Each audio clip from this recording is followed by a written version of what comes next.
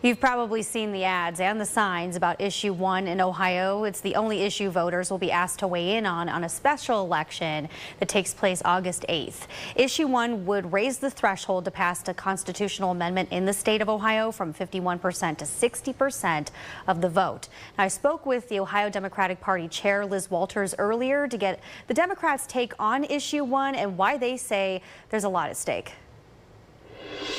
The citizen-led ballot initiative has been a treasured and honored part of the Ohio Constitution for over 100 years in Ohio. Getting a citizen-led ballot initiative onto the ballot for a vote is already very, very, very hard in Ohio. It is not a simple feat. And to suddenly try to change majority rule with this special election, which is what Issue 1 would do, effectively end majority rule as we know it, really is a violation of the long-held sacred principle that we all value for one person equals one vote. So I think as Ohioans make their decision about state Issue 1, it's important to keep in mind that the citizen-led ballot initiative empowers us to keep our elected officials in check when they do things we don't agree with. So if you believe that power belongs to the people, not to politicians, then you should be voting no on state Issue 1 in August. The balance of power may not always be the way it is now, but the GOP is in control right now in the majority. And they claim a yes vote protects the state from those out-of-state interest groups, the ones that spend a lot of money. You see the ads, the money gets pumped into the state to influence a vote one way or another. Do you think that that needs to be addressed this way or potentially a different way? Well, I think that talking point is interesting, but not very well founded, given the fact that the Republicans' campaign on Issue 1 is being funded by an out-of-state billionaire from Illinois. So when we're looking at who's really funding this ballot initiative on the yes side, it is all out-of-state interest. It is not being supported by folks here in Ohio. I think that the citizen-led ballot initiative, again, is a very, very important part of Ohio's Constitution. And while I don't think that Ohio voters are going to fall for this bid, it's important for them to know who's really funding the Yes campaign right now, and it's an out-of-state billionaire.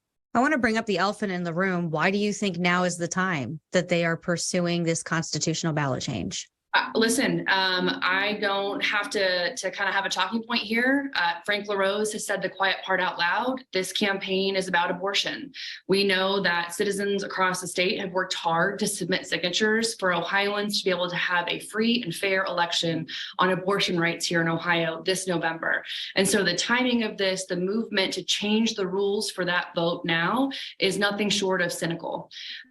We think Ohioans deserve a free and fair vote on this issue in the fall, but it's important for folks to remember that while today it's about abortion, changing Ohio's constitution and the citizen-led ballot initiative could have long-term impacts on voting rights, civil rights, on redistricting reform, on collective bargaining rights, on economic development, which we know all issues that matter to voters in different ways across Ohio. So again, we urge Ohioans to vote no on Issue 1 in August.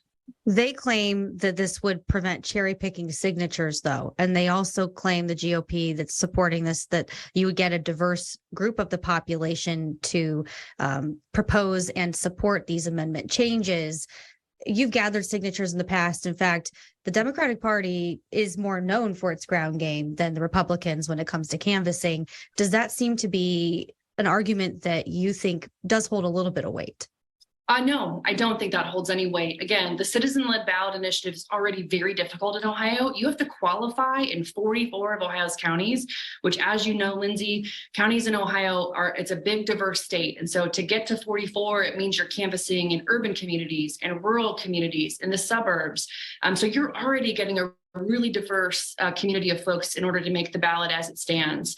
I know you don't have official numbers yet, but what are you expecting for turnout? What's the energy like for those who are against this? Yeah, so turnout, I think, is going to be higher than it was last year. I know Republicans are already trying to couch this to cover for the fact that it's going to go down by saying they don't expect a high turnout and that it will be comparable with our last August special. I think turnout's going to be higher.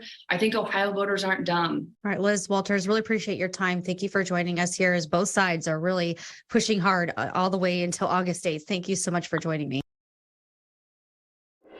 And we have reached out to those in support of Issue 1, and we'll bring you their side as soon as we hear back.